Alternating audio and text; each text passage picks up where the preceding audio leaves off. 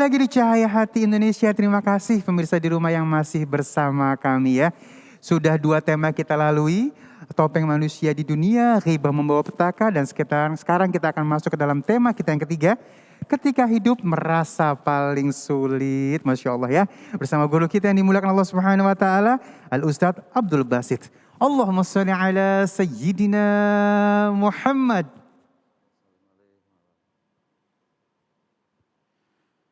Assalamualaikum warahmatullahi wabarakatuh. Waalaikumsalam warahmatullahi wabarakatuh.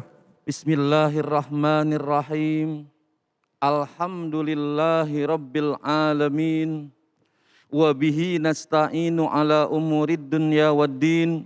Wassalatu wassalamu ala sayyidina Muhammadin wa ala alihi wa ashabihi ajmain, amma ba'd. Yang sama-sama kita hormati guru-guru saya, ada Kiai Haji Fikri Haikal, juga Ustadz Ali Zainal, dan juga Ustadz Abdul Kafi. Mudah-mudahan beliau selalu dalam keberkahan Allah Subhanahu wa Ta'ala. Para pemirsa yang dimuliakan Allah Subhanahu wa Ta'ala, alhamdulillah wa syukrulillah, pada pagi hari ini kita dapat bermuajahah, bertemu kembali melalui layar televisi iNews Cahaya Hati. Mudah-mudahan pemirsa yang berada di rumah dan kami yang berada di sini selalu dalam keberkahan dari Allah Subhanahu wa Ta'ala. Amin ya rabbal alamin. Mengenai perasaan diri yang terpuruk, setiap manusia pasti pernah merasakan dirinya merasa terpuruk. Apakah dia mendapat ujian dari Allah Subhanahu wa Ta'ala berupa kekurangan harta, atau dia kehilangan orang yang dia cinta, atau juga dia kehilangan pekerjaan. Tapi semuanya itu adalah ujian.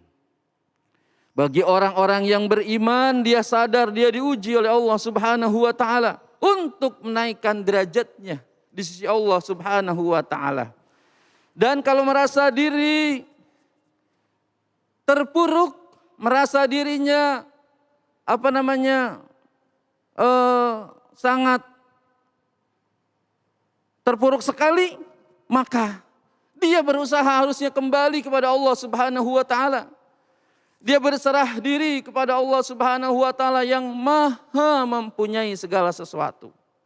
Setiap orang pasti pernah merasakan dia bersedih karena apa? Karena kehilangan pekerjaan umpama. Ingat, pekerjaan bukan segala-galanya. Dan juga hidupnya bukan hanya di bekerja. Pekerjaan hanya satu sarana. Buat orang yang di PHK, dia merasa sangat sedih di PHK. Tapi Allah sudah siapin pekerjaan yang lain kalau dia sadar. Dan kalau dia merasa sabar kepada Allah Subhanahu wa Ta'ala, pasti Allah akan berikan gantinya. Ada seorang yang dia bekerja, begitu dia lepas dari pekerjaannya yang satu, dia bersedih dan dia minta sama Allah Subhanahu wa Ta'ala. Kemudian Allah berikan lagi dia satu pekerjaan yang bagus. Dia berdagang, dia berdikari sendiri, dan akhirnya maju usahanya. Tuh. Ada orang yang merasa bersedih, dia punya segala-galanya. Apa aja dia punya. Kekayaannya cukup untuk keluarganya, untuk anak cucunya. Tetapi dia menyesali dirinya. Kenapa? Karena ternyata di masa tuanya dia punya penyakit yang stroke istilahnya. Dia sakit, dia menyesal. Kenapa Pak Ustadz, dia nanya kepada saya, Pak Ustadz kenapa kok saya sakit begini? Saya merasa sangat putus asa, kata beliau. Saya bilang, Bapak masih lebih beruntung dibanding orang-orang yang di bawah Bapak. Bapak walaupun sakit, didorong kemana-kemana ada yang dorong. Punya kursi roda, Tinggal tunjuk mau makan apa. Tetapi banyak orang yang di bawah Bapak. Dia sakit tapi tinggalnya di gubuk derita. Udah miskin, tidak ada yang nengokin, gak ada yang ngurus. Tuh, makanya mesti bersyukur kepada Allah Subhanahu wa taala. Dan Allah berfirman dalam Al-Qur'an bagi orang yang bersyukur, Bismillahirrahmanirrahim. Allah. La in syakartum la azidannakum wa la in kafartum inna azabi lasyadid. Jika kamu bersyukur, niscaya Allah akan tambah nikmatnya kepadamu. Dan jika kamu mengingkari nikmat Allah, maka sesungguhnya azab Allah amat pedih.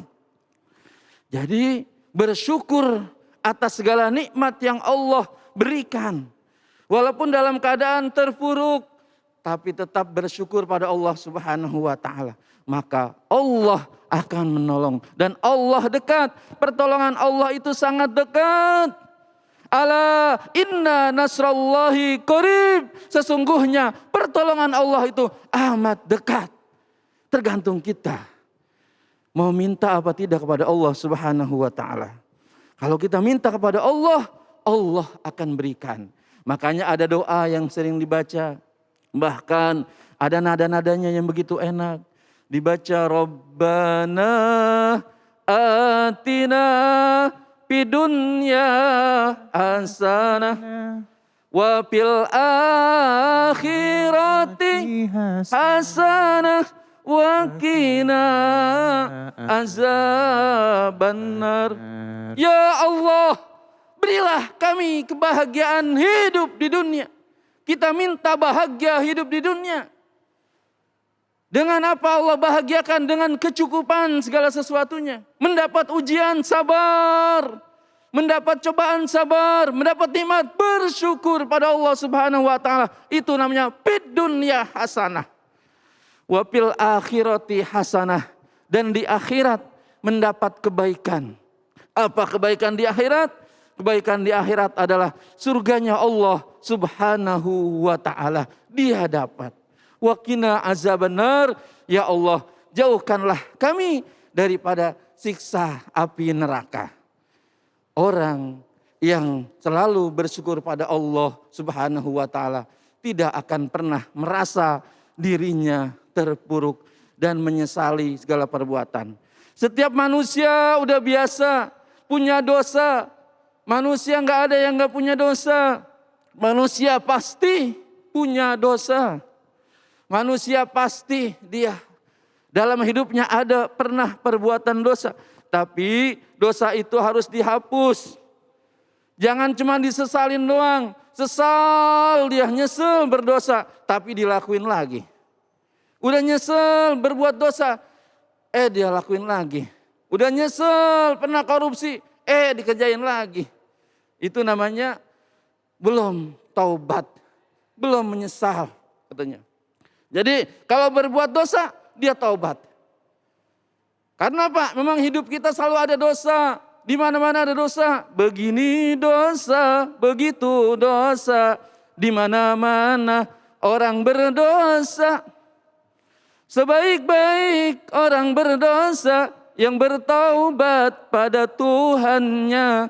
Menghapus dosanya dengan amal yang berguna. Hapus dosamu dengan amal yang berguna. Jadi kalau orang habis berbuat dosa, hapus dosanya. Wa'at bi'is sayyi'atika bil hasanat. Iringi perbuatan burukmu dengan perbuatan yang baik. Jadi berbuat dosa, taubat pada Allah Subhanahu wa taala, kembali bersihkan hati, baca istighfar. Kita masing-masing udah hafal baca istighfar. Astaghfirullah Rabbal baraya. Astaghfirullah minal khotoya. Baca tuh istighfar. Minta ampun kepada Allah Subhanahu wa taala atas segala dosa-dosa kita.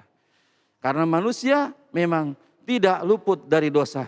Dan bersyukurlah kepada Allah atas nikmat yang sedikit. Bersyukurlah kepada Allah, mungkin kita merasa dikasih nikmat dikit, bersyukur kepada Allah Subhanahu wa taala dan berterima kasih kepada manusia. Yang Nabi SAW bersabda, qala an-nabiy sallallahu alaihi wasallam, man lam yashkurin nas lam yashkurillah, man lam yashkuril qalil lam yashkuril kasir. Siapa orang yang tidak terima kasih dengan yang sedikit, pasti yang banyak pun dia tidak berterima kasih. Dan barang siapa yang tidak bersyukur kepada manusia, tidak terima kasih pada manusia, maka sesungguhnya dia tidak berterima kasih kepada Allah Subhanahu wa taala. Pemirsa, dimanapun Anda berada, mudah-mudahan apa yang saya sampaikan bisa menjadi bermanfaat buat diri saya dan juga buat pemirsa sekalian. Hadanallahu wa iyyakum ajmain. Wassalamualaikum warahmatullahi wabarakatuh. Waalaikumsalam warahmatullahi wabarakatuh. Terima kasih guru yang dimuliakan Allah Subhanahu wa taala, Al-Ustaz Abdul Basit. Masya Allah ya, banyakin syukur ya. Kalau kita banyakin syukur, yakin Allah tambah nikmat kita ya. Kalau nggak bersyukur, susah hati kita pastinya ya. Dan baik, jamaahku yang dimuliakan Allah Subhanahu wa taala, saat lagi kita menjawab pertanyaan-pertanyaan yang sudah masuk melalui media sosial kita. Jangan kemana-mana, tetap bersama kami di Cahaya Hati Indonesia.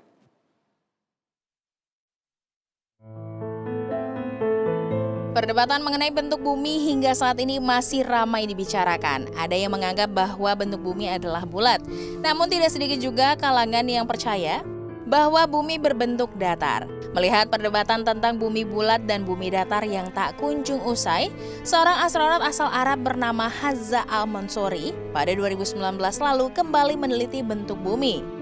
Setelah melihat dan membuktikan dari luar angkasa, astronot Arab tersebut tidak melihat bentuk bumi yang datar.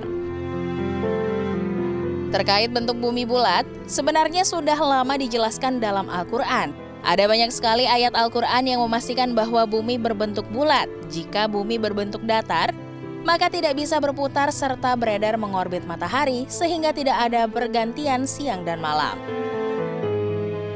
Adapun firman Allah Subhanahu wa taala yang mengatakan bahwa bumi itu bulat, tepatnya pada surat Az-Zumar ayat 5 yang artinya, Dia menciptakan langit dan bumi dengan tujuan yang benar. Dia memasukkan malam atas siang dan memasukkan siang atas malam dan menundukkan matahari dan bulan. Masing-masing berjalan menurut waktu yang ditentukan.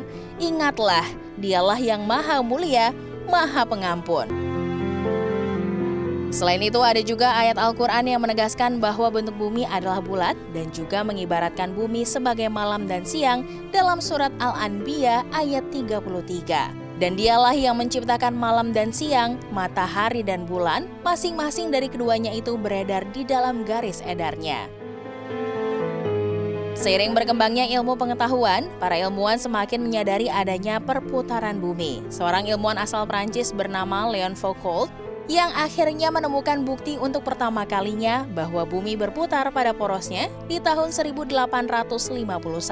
Berulang kali pula Al-Quran menjawabnya, seperti dalam Al-Quran surat Al-Baqarah ayat 164.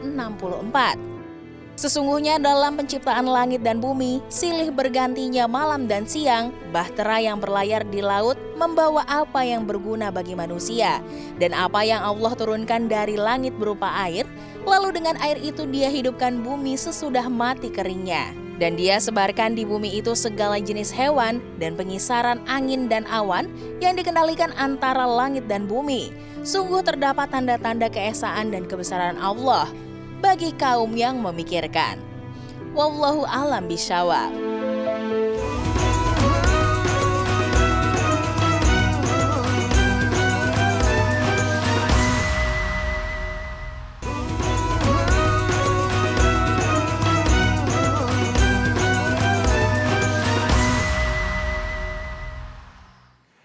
Kembali lagi di Cahaya Hati Indonesia dan terima kasih untuk sahabat-sahabat di rumah yang sudah mengirimkan pertanyaannya. Ini sudah kita pilihkan yang sesuai dengan tema kita pada kesempatan kali ini ya.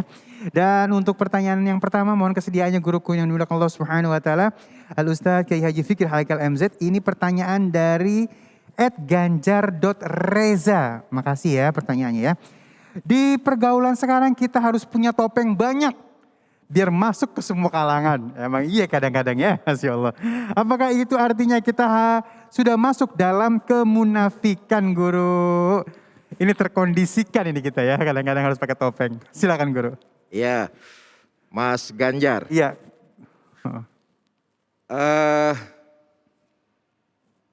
Mas Ganjar pertanyaannya bagus sekali.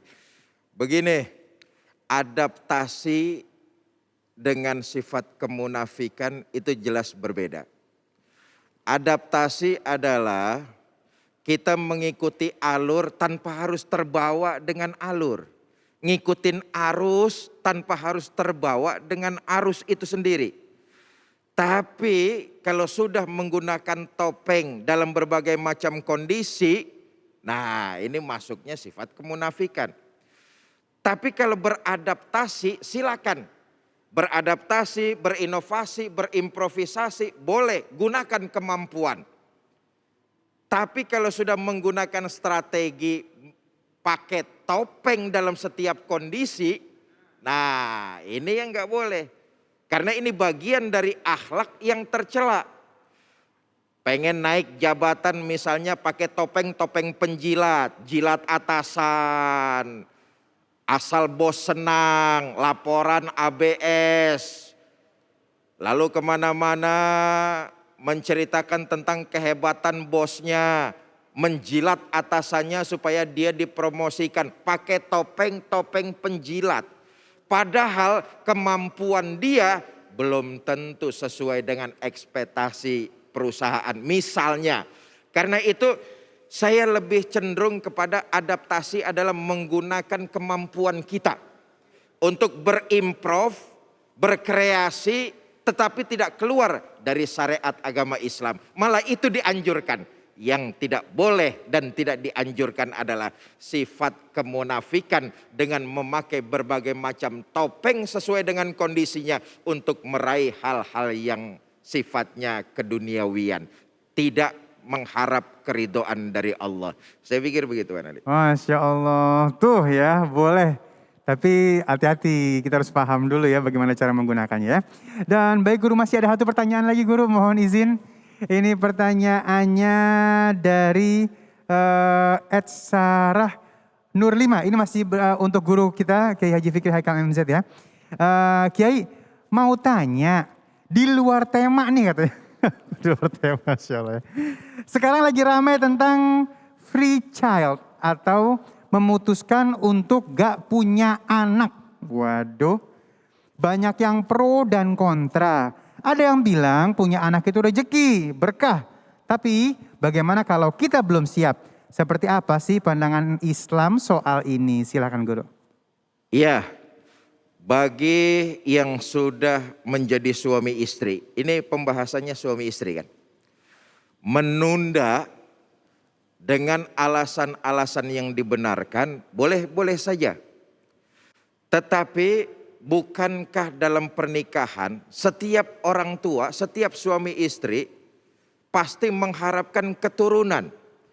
Karena keturunan adalah penyejuk jiwa, penyegar mata dan penyambung cerita. Berapa banyak suami istri yang mengharapkan kehadiran anak dalam kehidupannya, Allah belum kasih. Tapi juga berapa tidak sedikit orang yang diberikan anak tapi ditunda-tunda. Diamanatkan oleh Allah berupa anak tapi ditunda-tunda. Sementara banyak juga orang lain yang mengharapkan kehadiran anak tapi ditahan oleh Allah. Nah, hemat saya adalah pertanyaan dari siapa tadi Wan Ali? Ini dari Sarah Nur 5. Hemat saya, kita orang beriman, seluruh makhluk Allah yang ada di alam ini dijamin rezekinya. Karena itu tidak usah gundah, tidak usah resah, tidak usah galau. Diberikan anak merupakan rezeki. Paling tidak begini saudara, kita dipercaya oleh RT di rumah kita saja, kita senangnya bukan main. Kita dipercaya sama RW di daerah tempat kita tinggal saja, kita senangnya bukan main. Ini Allah percaya kepada kita, diberikan kita anak, masa iya kita nggak mau jaga? Soal rezeki Allah yang sudah atur.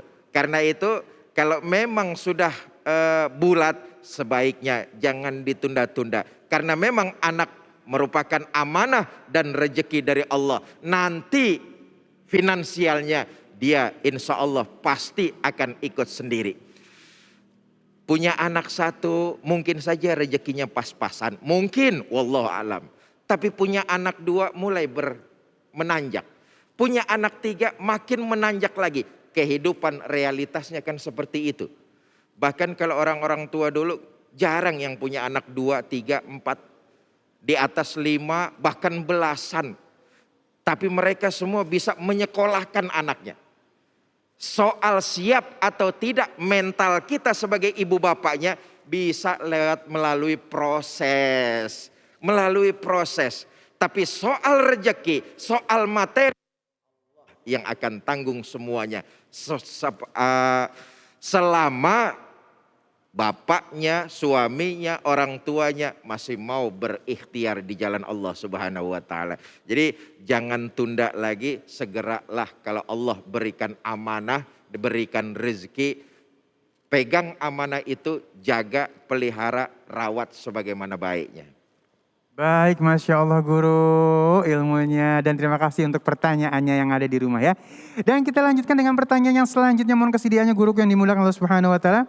Al-Ustaz Abdul Kafi ini dari @lilis89.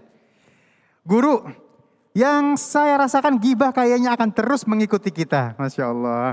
Soalnya kalau lagi ngumpul pasti ngomongin orang ujung-ujungnya.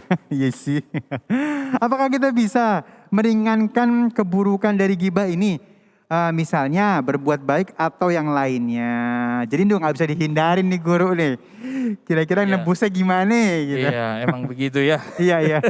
Baik, bismillahirrahmanirrahim. Pertanyaan yang bagus dari Ibu Lilis ya. Ya, Masya Allah, bagaimana kita meminimalisir agar terhindar dari yang namanya gibah.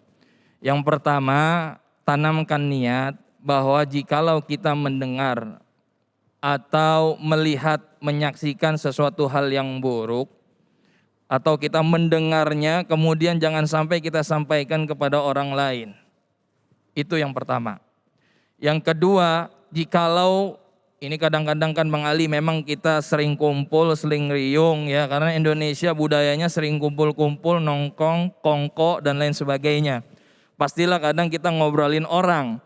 Ya, kalau misalkan ternyata kita dengar sesuatu hal buruk dari orang lain atau menceritakan keburukan orang lain, maka segeralah tepis. Apa susahnya sih kita bilang sama teman kita, udah nggak usah ngomongin dia. Lebih baik kita ngomongin yang lain aja udah. Kita ngomongin yang baik-baik. Mengapa? Karena dengan begitu kita bisa menghindar dari yang namanya gibah.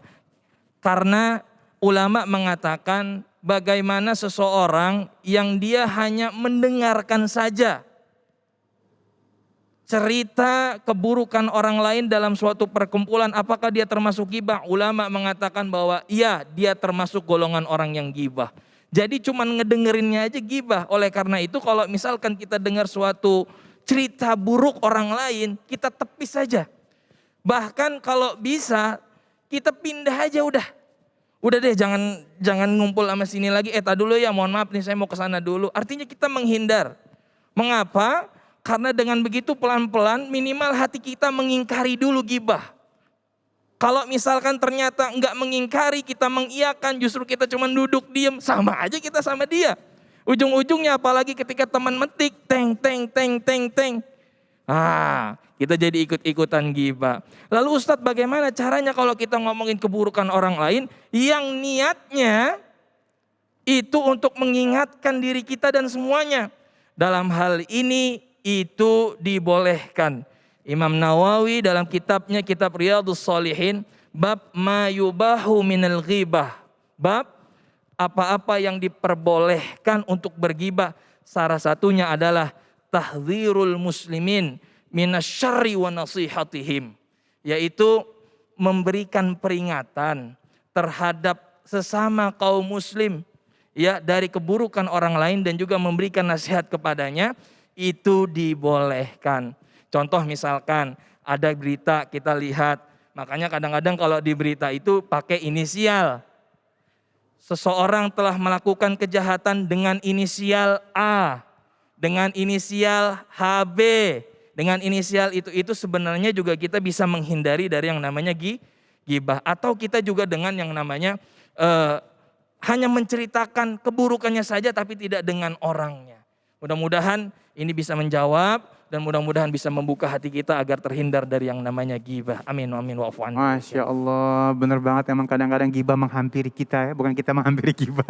Iya, kita yang maju ya. Masya Allah. Dan baik kita masuk ke dalam pertanyaan yang selanjutnya. Ini dari Arisatira ya, Tria, ya oke baca gitu ya. Ustadz, kita udah berusaha buat gentle. Ngomong di depan biar gak gibah. Oh disampaikan langsung ya.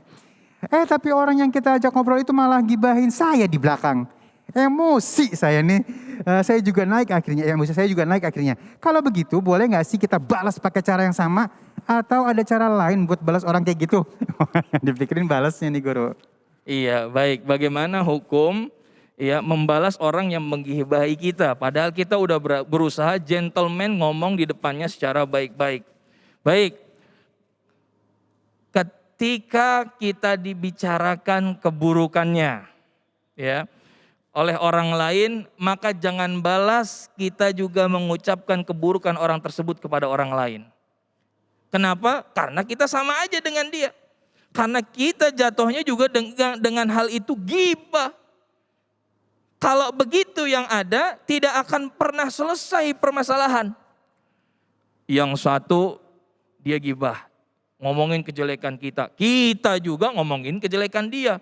Dia ngomong ke A, dia ngomong ke B. Dia ngomong ke B, dia ngomong ke A. Bagaimana solusinya? Solusinya diam. Cuman satu, diam. Kalau susah buat apa-apa, cuman diam. Karena ada makalah mengatakan, man somata naja. Barang siapa yang dia diam, dia tidak banyak bicara, dia tidak bergibah, maka dia akan selamat.